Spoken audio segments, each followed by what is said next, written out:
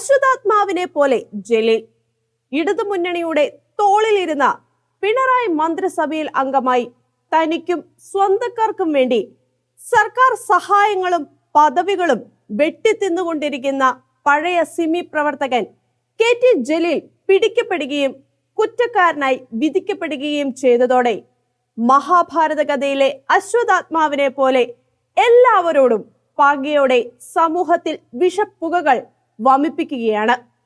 മന്ത്രിപ്പണി നഷ്ടപ്പെട്ടതിന്റെ വേദനയിൽ അദ്ദേഹം നടത്തുന്ന ജൽപ്പനങ്ങളുടെ പിന്നിലെ യാഥാർത്ഥ്യം ജനങ്ങൾക്കറിയാം. എങ്കിലും അന്തരീക്ഷത്തെ മലിനമാക്കും. തോന്നിവാസം പ്രവർത്തിക്കുന്നതിന് തനിക്ക് എതിരെ നിൽക്കുന്ന എല്ലാവരെയും കുറിച്ച് എന്തും പറയാമെന്ന മാനസിക നിലയിലേക്ക് എത്തിയിരിക്കുകയാണ് അദ്ദേഹം. തന്നെ കുറ്റക്കാരനാണെന്ന് വിധിച്ച അധികാരത്തിൽ നിന്നും പുറത്താക്കിയ ലോകായുക്തയെ കുറിച്ച് ഇപ്പോൾ പറയുന്ന ആക്ഷേപങ്ങൾ ഇത്തരത്തിലുള്ള ആദ്യത്തെ സംഭവമല്ല. തനിക്കെതിരെ പടനയിച്ച തന്റെ അഴിമതികൾ പുറത്തു കൊണ്ടുവന്ന മുസ്ലിം ലീഗിനെതിരെ അദ്ദേഹം കൊണ്ടുവന്ന ആക്ഷേപങ്ങൾ മുഖ്യമന്ത്രിക്ക് തന്നെ പരസ്യമായി തള്ളി പറയേണ്ടി വന്നു. ലോകായുക്തക്കെതിരെ അദ്ദേഹം നടത്തിയ വ്യക്തിപരമായ ആക്ഷേപങ്ങൾക്ക് ആ ദുർഗതി ഉണ്ടാകാനാണ് ഇട. ജലീൽ ഇടതു മുന്നണിക്ക് എന്നതിലുപരി CPM-ന് അപകടകാരിയായി വളരുന്നതിന്റെ ലക്ഷണം ആദ്യം മനസ്സിലാക്കിയത് സഖാക്കൾ തന്നെയാണ്. മുഖ്യമന്ത്രിയുടെ ഹൃദയത്തോട് ചേർന്ന് നിൽക്കുന്നവനെന്നും മുസ്ലിം ലീഗിൽ നിന്നും മുസ്ലിം സമുദായത്തെ ഇടതുപക്ഷത്ത് എത്തിക്കുന്നതിനുള്ള പാലം എന്നുമുള്ള മൂട് പടത്തിനുള്ളിൽ സർക്കാരിന്റെ മതേതര കാഴ്ചപ്പാടിനെ കുറിച്ച് പോലും വലിയ സന്ദേഹം ഉയർത്തുകയും CPM-ന്റെയും ഇടതുപക്ഷത്തിന്റെയും പ്രഖ്യാപിത നിലപാടുകൾക്ക് പോലും വിപരീതമായി പ്രവർത്തിക്കുകയുമായിരുന്നു ജലീൽ. വലതുപക്ഷത്തെ മുസ്ലിം ലീഗിനേക്കാൾ വലിയ സമുദായ സ്നേഹത്തോടെ ജലീൽ പെരുമാറുകയും മറ്റു ന്യൂനപക്ഷ സമുദായങ്ങളെ കബളിപ്പിക്കുകയും ചെയ്തതായി പോലും മറ്റു സമുദായങ്ങൾ പോലും തിരിച്ചറിയുവാൻ വൈകി. ജലീലിന്റെ അമേരിക്ക വിരുദ്ധതയും ഇസ്രായേൽ വിരോധവും തീപിടിപ്പിക്കുന്ന വാക്കുകളും സഖാക്കളെ തെറ്റിദ്ധരിപ്പിച്ചു. പഴയ സിമി പ്രവർത്തകനായ അദ്ദേഹം എല്ലാ കാലവും ആ കാഴ്ചപ്പാടുകൾ തന്നെ പ്രമാണമാക്കി. സ്വന്തക്കാർക്കും ഇഷ്ടക്കാർക്കുമെല്ലാം പദവികൾ തരപ്പെടുത്തി കൊടുക്കുവാൻ തങ്ങൾക്കുള്ള അധികാരം ശരിക്കും പ്രയോജനപ്പെടുത്തി. മാനുഷികതയുടെയും മതവികാരത്തിന്റെയും മൂടുപടങ്ങൾ തരം പോലെ ഉപയോഗിച്ച് വികാരങ്ങളെ ജ്വലിപ്പിച്ച് തന്റെ ലക്ഷ്യങ്ങൾക്ക് ന്യായീകരണം സൃഷ്ടിച്ചു. ജലീൽ സ്വന്തം കാര്യങ്ങൾക്കായി മുസ്ലിം സമുദായത്തിന് ചീത്തപ്പേരുണ്ടാക്കുന്നതായി മുസ്ലിം യൂത്ത് ലീഗ് പരസ്യ നിലപാട് എടുക്കേണ്ടി വന്നു. 2016 തദ്ദേശ സ്വയംഭരണ വകുപ്പ് മന്ത്രിയായിരുന്ന കാലത്ത് കുടുംബശ്രീ ഓഡിറ്റർമാരെ നിയമിക്കുന്നതിന് CPM കൊടുത്ത നിർദ്ദേശങ്ങൾ അവഗണിച്ച് സ്വന്തം ഇഷ്ടപ്രകാരം ജലീൽ നിയമനം നടത്തി. തദ്ദേശ വകുപ്പ് അദ്ദേഹത്തിന് നഷ്ടപ്പെടുത്തുന്നതിന് വരെ അതായിരുന്നു കാരണമെന്ന് പറയുന്നവരുണ്ട്.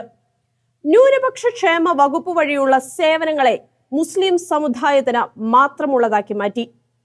കരിപ്പൂരിലെ ഹജ്ജ് നിയമനം ഡെപ്യൂട്ടേഷൻ വഴി നടത്തേണ്ടിയിരിക്കെ മന്ത്രി തന്റെ ഇഷ്ടപ്രകാരം നിയമിച്ചതായി അന്ന് ആരോപണമുയർന്നു. ജലീലിന്റെ ഭാര്യ ഫാത്തിമ ജലീലിനെ വാളാഞ്ചേരിയിലെ സെക്കൻഡറി സ്കൂൾ പ്രിൻസിപ്പൽ ആയി നിയമിച്ചതും കേരള വിദ്യാഭ്യാസ നിയമങ്ങൾ ലംഘിച്ചായിരുന്നുവെന്ന ആരോപണമുയർന്നു. തൃശൂർ ആസ്ഥാനമാക്കിയുള്ള സർക്കാർ സ്ഥാപനമായ കിലയിൽ അദ്ദേഹം സ്വന്തം ഇഷ്ടപ്രകാരം 10 പേരെ നിയമിച്ചതിനെതിരെ വടക്കാഞ്ചേരിയിലെ കോൺഗ്രസ് MLA അനിൽ അക്കര ആക്ഷേപവുമായി വന്നു.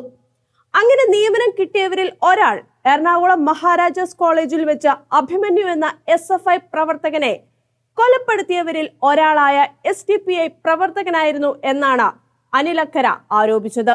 പക്ഷെ മുഖ്യമന്ത്രിയിലുള്ള സ്വാധീനം ഉപയോഗിച്ച് എല്ലാം അദ്ദേഹം ആഗ്രഹിച്ച പ്രകാരം നടത്തി. ജലീൽ ഉന്നത വിദ്യാഭ്യാസ വകുപ്പിന്റെ ചുമതല ഏറ്റെടുത്തതോടെ മന്ത്രിയുടെ ഭരണം ഗംഭീരമായി. അവിടെ അദ്ദേഹം കാട്ടിക്കൂട്ടിയവ ഉന്നത വിദ്യാഭ്യാസ മേഖലയ്ക്ക് മറക്കാനാകുമോ? സർവകലാശാലകളെ സർക്കാർ വകുപ്പുകൾ പോലെയാക്കി. ഉന്നത വിദ്യാഭ്യാസ കൗൺസിലിന്റെ വൈസ് ചെയർമാനായിരുന്ന രാജൻ ഗുരുക്കളെ പോലുള്ള ഇടത് ചിന്തകർക്ക് പോലും ഗ്രഹിക്കാൻ പറ്റാത്തതായിരുന്നു ജലീലിന്റെ വിപ്ലവങ്ങൾ. സർവകലാശാലകളുടെ ഭരണത്തിലും പരീക്ഷാ നടത്തിപ്പിലും നേരിട്ട് ഇടപെടുകയുണ്ടായി.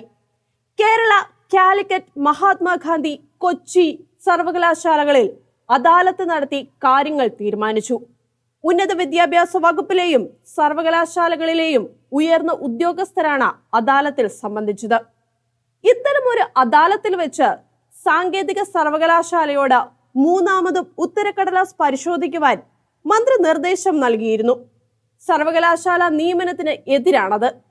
മന്ത്രിയുടെ ഇടപെടലിന് നിയമമല്ല, മാനുഷിക പരിഗണനകളായി നീതീകരണം. ഞാൻ ഇനിയും ചെയ്യും, അതിനാണ് ഞാൻ ഇവിടെ ഇരിക്കുന്നത് എന്ന് അദ്ദേഹം ജനത്തെ വെല്ലുവിളിച്ചു.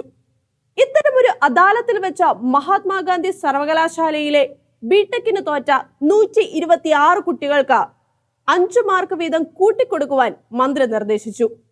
പിന്നീട് ഈ നിർദ്ദേശം സർവകലാശാലയുടെ സിൻഡിക്കേറ്റിന് അംഗീകരിക്കേണ്ടി വന്നു. സർവകലാശാലകളിലെ നിർണായക ഫയലുകളെല്ലാം അദാലത്തിനായി മന്ത്രിക്ക് അയക്കുവാൻ ഉന്നത വിദ്യാഭ്യാസ വകുപ്പ് ഉത്തരവിറക്കി. മെഡിക്കൽ സർവകലാശാലയിലെ ഏതാനും MBBS വിദ്യാർത്ഥികൾക്ക് മാർക്ക് കൂട്ടിക്കൊടുക്കുവാൻ മന്ത്രി ഇടപെട്ടെങ്കിലും സർവകലാശാലയുടെ ഗ്രീവൻസ് കമ്മിറ്റി ശക്തമായ നിലപാടെടുത്തത് അതിന് തടയിട്ടു. അദാലത്തുകൾക്കെതിരെ പരാതിയായി. ചാൻസലറായ ഗവർണർക്കും പരാതി കിട്ടി. അദ്ദേഹം അന്വേഷണം നടത്തുകയും അവ നിയമവിരുദ്ധമെന്ന് കണ്ടെത്തുകയും ചെയ്തു. അതോടെ അവയ്ക്ക് അവസാനമായി. ഈ തിരിച്ചടി ഉണ്ടായപ്പോഴെങ്കിലും മുഖ്യമന്ത്രി ജലീലിനെ ശ്രദ്ധിക്കേണ്ടതായിരുന്നു. ജലീലിന്റെ പ്രവർത്തികൾ ലീഗുകാർക്ക് പോലും സഹിക്കാനാകാത്തതായി. കേരളത്തിൽ നിന്നും അന്യരാജ്യങ്ങളിലേക്ക് ഖുറാൻ കയറ്റി അയക്കുമ്പോൾ നിയമവിരുദ്ധമായി എന്തിന് UAE എംബസി വഴി ഖുറാൻ കൊണ്ടുവന്നു? അപ്പോൾ വിശുദ്ധ ഗ്രന്ഥത്തിന്റെ മറവിൽ വേറെ പലതുമാകും എന്ന സംശയം ലീഗുകാർക്ക് തന്നെ ഉണ്ടായി. യൂത്ത് ലീഗ് പരസ്യമായി രംഗത്ത് വന്നു. ജലീൽ പക്ഷേ അസാമാന്യ മെയ്വഴക്കത്തോടെ പിടിച്ചു നിന്നു. ന്യൂനപക്ഷ കമ്മീഷനിൽ ജനറൽ മാനേജറാകുവാൻ ജലീലിന്റെ ബന്ധുവിനായി നിയമനം ഭേദഗതി ചെയ്യുവാൻ പൊതുഭരണ വകുപ്പ് സെക്രട്ടറിക്ക് 2016 ജൂലൈ 28 നേരിട്ട് കത്തയച്ചു. 2013 ജൂൺ 29 ഇത് സംബന്ധിച്ച് പുറപ്പെടുവിച്ച ഉത്തരവ് തിരുത്താനായിരുന്നു മന്ത്രിയുടെ നിർദ്ദേശം. ഈ കത്ത് ലോകായുക്തയ്ക്ക് ലഭിച്ചു. ഈ നിയമനം വിവാദമായി. ജലീൽ ഉറച്ചുനിന്നു. അവസാനം പിന്മാറി. ജലീലിന്റെ തന്നെ നാട്ടുകാരനായ ലീഗ് പ്രവർത്തകൻ PK മുഹമ്മദ് ഷാഫി ലോകായുക്തയിൽ പരാതി കൊടുത്തു. പരാതി കൊടുത്തത് വേറെ ഏതെങ്കിലും സമുദായക്കാരനായിരുന്നുവെങ്കിൽ വർഗീയ കാർഡ് തന്നെ ഇറക്കി കളിക്കുമായിരുന്നു എന്നതിന്റെ സൂചനയല്ലേ ജസ്റ്റിസ് സിറിയക് ജോസഫിനെതിരെ ഉയർത്തി നോക്കിയ ആക്ഷേപം? അവസാനം സത്യം ജയിച്ചു. ജലീലിന് പടിയിറങ്ങേണ്ടി വന്നു. കേരളത്തിലെ പൊതുപ്രവർത്തകരുടെ അഴിമതി നിരോധിക്കുന്നതിനായി രൂപം കൊണ്ട കേരള ലോകായുക്തയിൽ ഒരു ലോകായുക്തയും 2 ഉപലോകായുക്തമാരുമാണ് ഉള്ളത്. 5 വർഷമാണ് കാലാവധി. ഹൈക്കോടതിയിലെ ചീഫ് ജസ്റ്റിസോ സുപ്രീം കോടതിയിലെ ജഡ്ജിയോ ആയിരുന്ന വ്യക്തിയാണ് ലോകായുക്തയാവുക. ഹൈക്കോടതി ജഡ്ജിമാർ ഉപലോകായുക്തമാരാകും. സുപ്രീം കോടതി ജഡ്ജിയായിരുന്ന ജസ്റ്റിസ് സിറിയക് ജോസഫാണ് ഇപ്പോൾ ലോകായുക്ത. ജസ്റ്റിസുമാരായ രാഹുൽ അൽ റഷീദും ബാബു ജോസഫും ഉപലോകായുക്തമാരും. ഈ സംവിധാനത്തിലാണ് മുസ്ലിം യൂത്ത് ലീഗുകാർ ജലീലിനെതിരെ പരാതിയുമായി ചെന്നത്. ജലീൽ പറയുന്നത് പോലെ 12 ദിവസം കൊണ്ടല്ല, 1 വർഷത്തിലേറെ എടുത്താണ് ഈ കേസ് തീർത്തത്. 2019 ജനുവരിയിലാണ് കേസ് ഫയൽ ചെയ്തത്. അന്ന് ജസ്റ്റിസ് പയസ് കുര്യാക്കോസ് ആയിരുന്നു ലോകായുക്ത. ഉപലോകായുക്തമാരിലെ ജസ്റ്റിസ് AK ബഷീറും ചേർന്ന ബെഞ്ച് കേസ് പരിഗണനയ്ക്കെടുത്തു. വിചാരണ നടക്കവേ ജസ്റ്റിസ് പയസിന്റെ കാലാവധി പൂർത്തിയായി. 2019 ഏപ്രിലിൽ സിറിയക് ജോസഫ് ലോകായുക്തയായി വന്നു. സിറിയക് ജോസഫും ബഷീറും കേസ് കേട്ടു തുടങ്ങി. ഇതിനിടെ ബഷീറിന്റെ കാലാവധി പൂർത്തിയായി. പകരം റഷീദ് വന്നു. അദ്ദേഹം എത്തുന്നതിന് മുമ്പ് സിറിയക് ജോസഫും ബാബു ജോസഫും ചേർന്ന് കേസ് കേട്ടു. റഷീദ് എത്തിയപ്പോൾ കേസ് സിറിയക്കും റഷീദും ചേർന്ന ബെഞ്ചിനായി. ആ ബെഞ്ചാണ് 2020 ഏപ്രിലിൽ ജലീലിന്റെ കേസിൽ വിധി പറഞ്ഞത്. ഈ വിധിയുടെ പേരിലാണ് കേരളത്തിലെ ഉന്നത വിദ്യാഭ്യാസ മന്ത്രി KT ജലീലിന് മന്ത്രിസ്ഥാനം രാജിവെക്കേണ്ടി വന്നത്. പിടിച്ചു നിൽക്കാൻ പരമാവധി നോക്കി.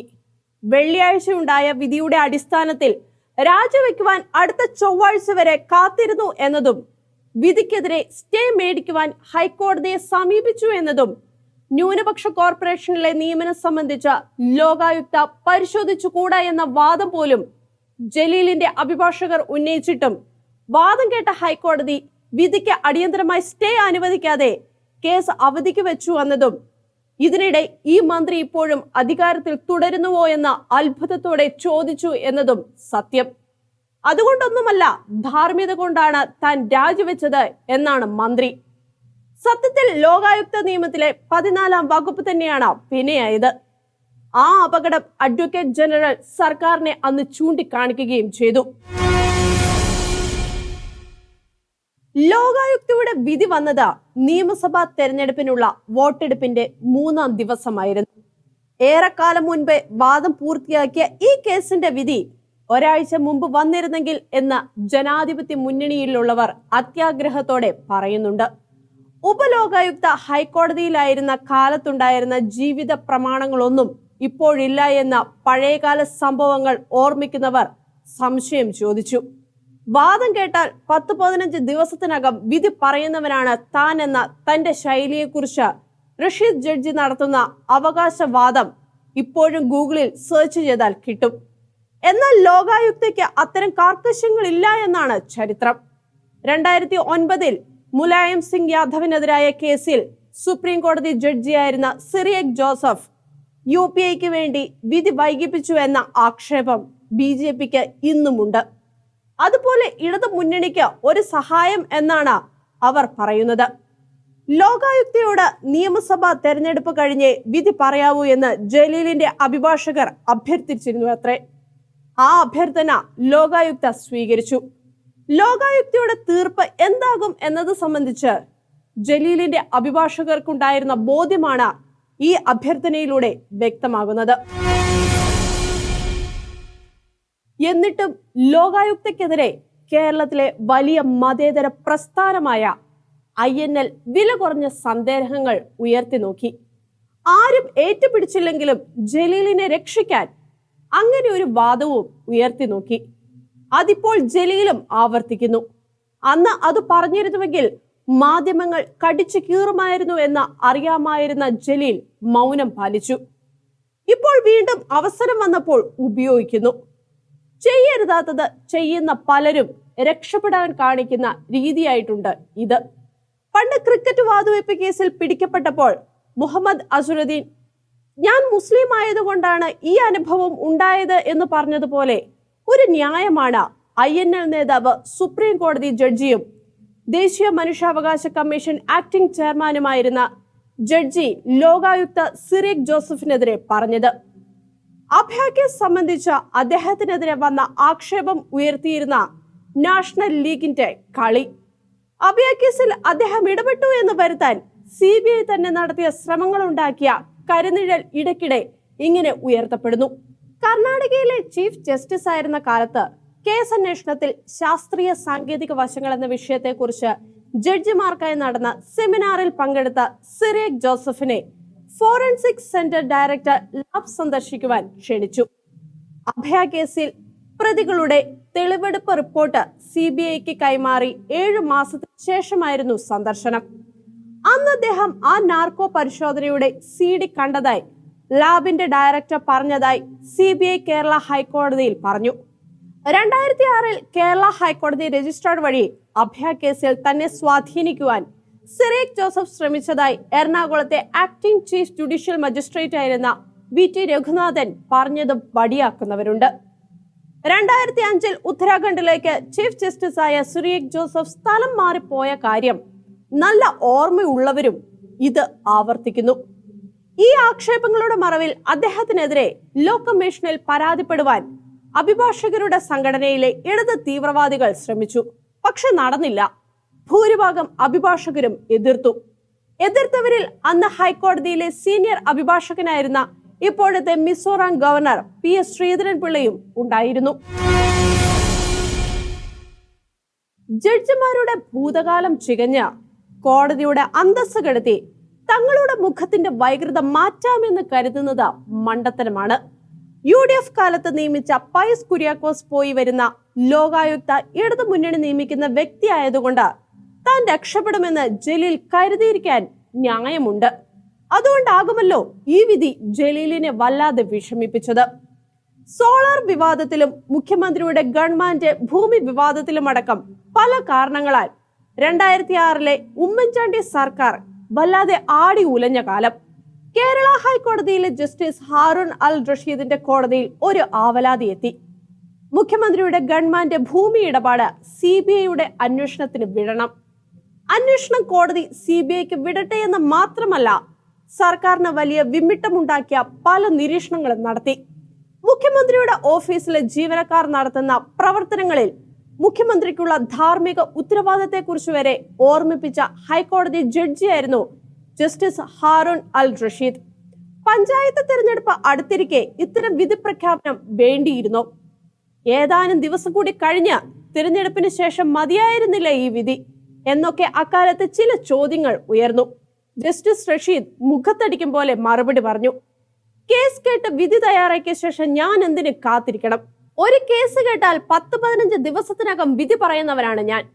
ഈ കേസിൽ 10ാം ദിവസം വിധി പറഞ്ഞു. ഗവൺമെന്റ് പ്രവൃത്തിയെക്കുറിച്ച് മാത്രമല്ല, സോളാർ കേസിലെ നായികയെക്കുറിച്ചും അദ്ദേഹം നിരീക്ഷണങ്ങൾ നടത്തി. അവർക്ക് ജയിലിൽ ബ്യൂട്ടീഷ്യന്റെ സഹായം കിട്ടുന്നുണ്ടോ എന്ന് കോടതി ചോദിച്ചു. അവർ ജയിലിൽ എന്തേ ആഡംബര ജീവിതം നയിക്കുന്നു? അവരുടെ വില കൂടിയ സാരികൾ എന്തേ കണ്ടുകെട്ടുന്നില്ല? കോടതിയുടെ ചോദ്യങ്ങൾ കേട്ട ജനം പകച്ചു. ഈ കേസുമായി ബന്ധമൊന്നുമില്ലാത്ത കാര്യങ്ങളാണല്ലോ ജഡ്ജി പറയുന്നതെന്ന് ഗവൺമെന്റ് സലീമിന്റെ അഭിഭാഷകൻ ചോദിച്ചപ്പോൾ, സാധാരണ പൗരന്റെ സന്ദേഹങ്ങളാണ് ഞാൻ ഉന്നയിക്കുന്നതെന്നായിരുന്നു ജഡ്ജിയുടെ മറുപടി. സർക്കാർ പ്ലീഡറുടെ നിയമനം സംബന്ധിച്ച കാര്യത്തിലും അദ്ദേഹം സർക്കാരിനെ രൂക്ഷമായി വിമർശിച്ചു. ഇത്തരം ധീരമായ നടപടികൾ കൈക്കൊണ്ടിരുന്ന അദ്ദേഹം ഡൽഹിയിലെ കേരള ഹൗസിൽ വെച്ച അക്കാലത്തെ CPM പോളിറ്റ് ബ്യൂറോ മെമ്പറായിരുന്ന കോടിയേരി ബാലകൃഷ്ണനുമായി നടത്തിയ കൂടിക്കാഴ്ച സ്വാഭാവികമായും കോൺഗ്രസുകാർ വിവാദമാക്കി. റഷീദ് ജഡ്ജി വഴങ്ങിയില്ല.